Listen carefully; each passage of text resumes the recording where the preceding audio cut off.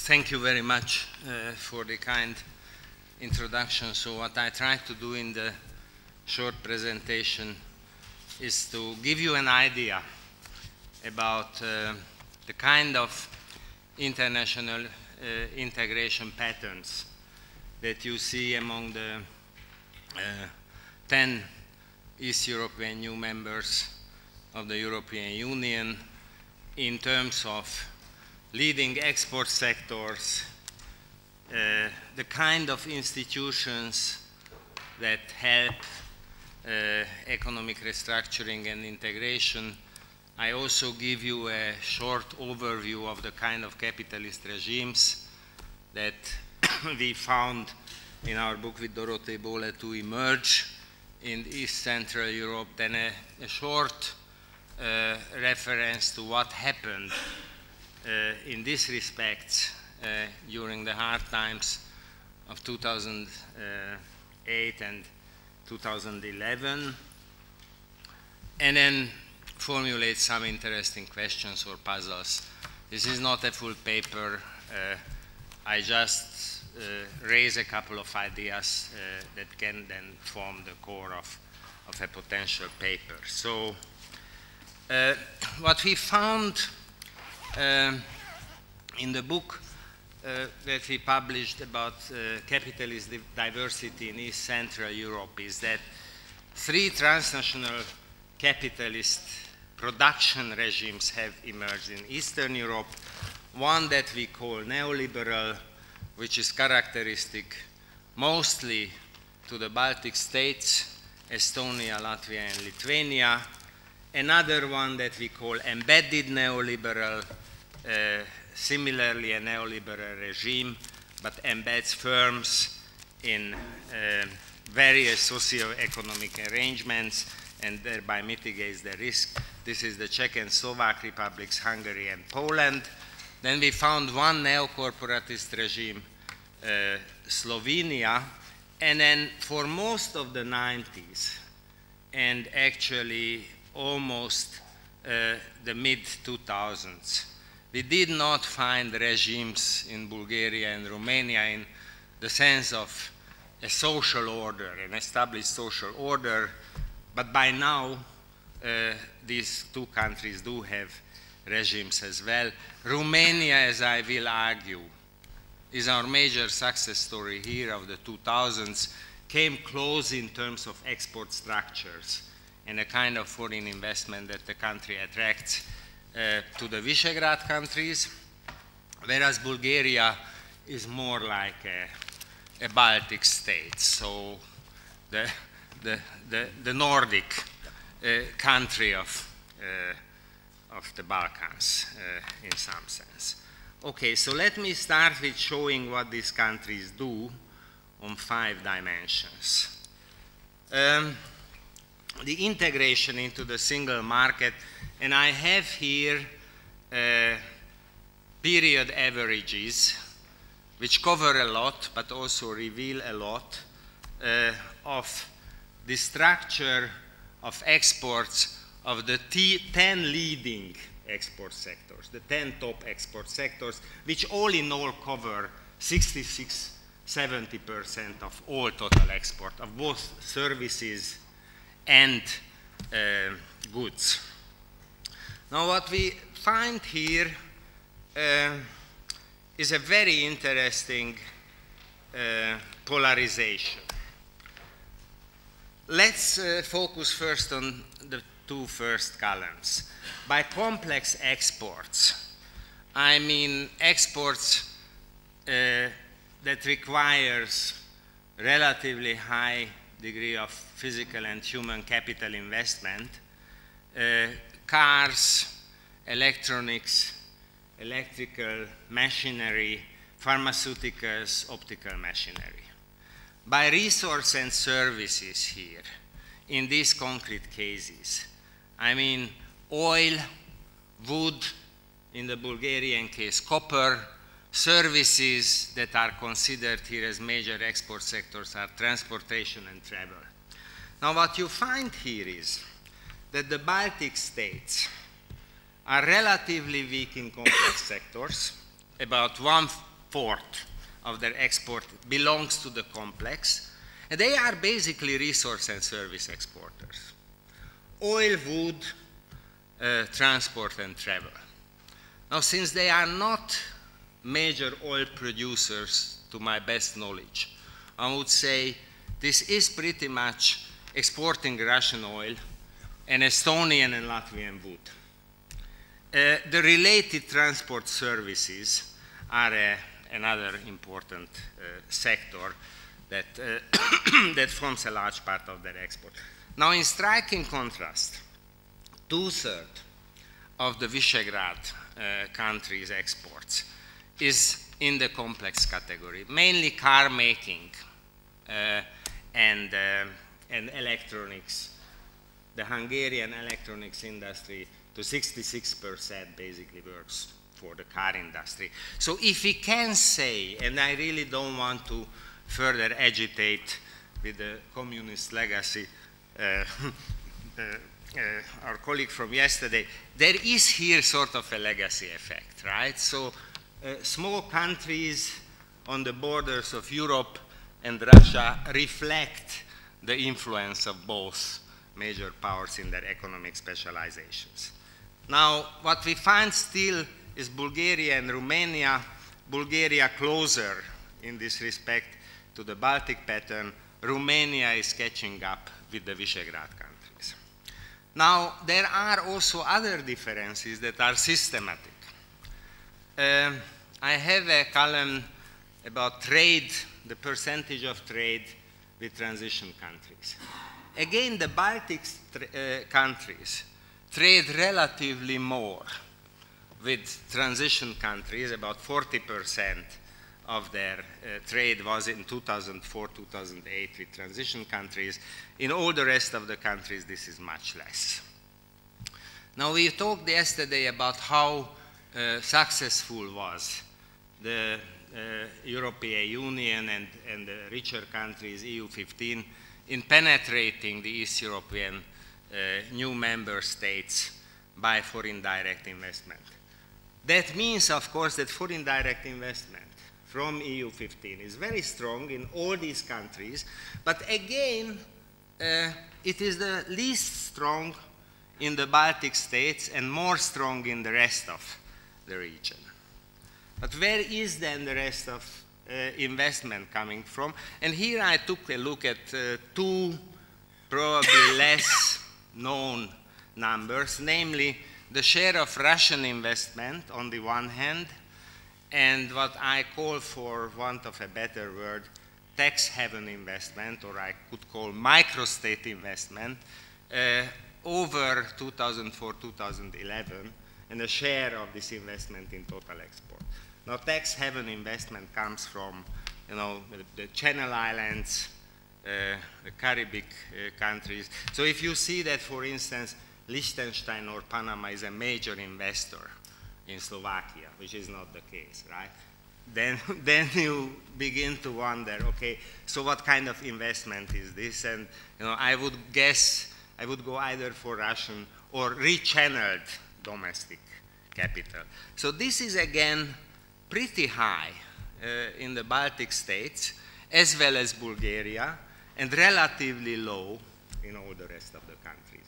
So we have here a rather patterned variation in terms of export specialization, trade, major trade partners, and sources of foreign investment, and it is not the kind of specialization you would begin to think about when you look at the countries. Okay. So next I want to explain very shortly how this transnational capitalism's specialization came about. Behind this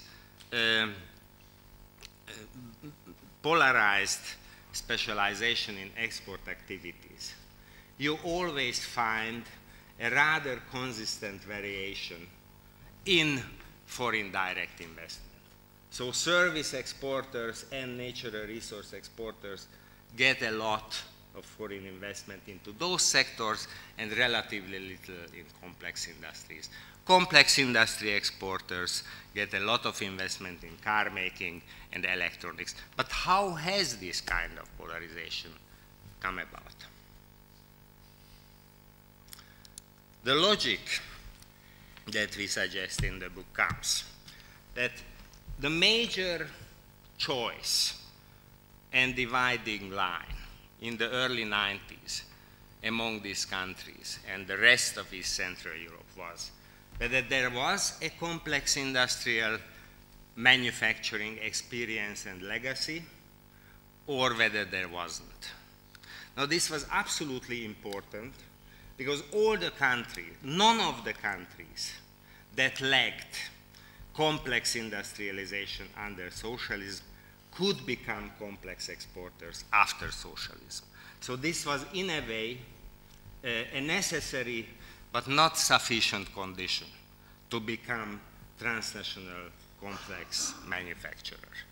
So this is the first dividing line. If there was no such legacy, again, the importance of legacy, then we have the Central Asian situation. Once a resource exporter, always a resource exporter. Now, if you had a complex industrial legacy, the next question was whether the state, as it was inherited from state socialism, did have a capacity in terms of bureaucratic, administrative capacity, and a willingness to liberalize the economy. Economic freedom was very important. Once complex industry experience and legacy was there, to advance towards becoming a complex manufacturers. If there was no willingness or capacity to liberalize, complex industrialization was either belated after the systemic change or never happened. This is the case of Bulgaria and Romania in the 90s. If there was a willingness to go ahead with liberal economic reforms, the next question was whether states of the region were ready and able to what can be called embed firms, mitigate the risk of investment into a highly chaotic, unknown area in two ways. And if there was no willingness to do it, but countries let the market do the job, then again we have very limited extent of complex industrialization, and the major specialization stayed with either non-complex industries or services and resources. If there was, this is the situation of the Baltic States. And if there was, oh, interesting. Now that comes the best and then it stops. Yeah, so.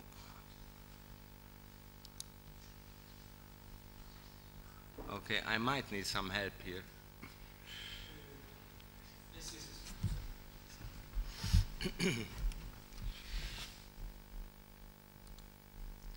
So here, so yeah, okay. Is that full? Yes? Yeah. Well, this is the one that you. I think it is. Yeah. Okay. I just tell it anyway. No problem. So, yeah. Okay. Thanks. Yeah. Yes. That's the previous. Okay, so we are then with the last two regimes where the states were willing to protect embed firms from unmitigated market competition, and some of you might find it strange that even transnational corporations, major investors need this kind of embeddedness, but they do need. They don't come and invest into complex industries without generous subsidies. And then the Visegrad countries are champions of paying a lot to buy their transnational investors.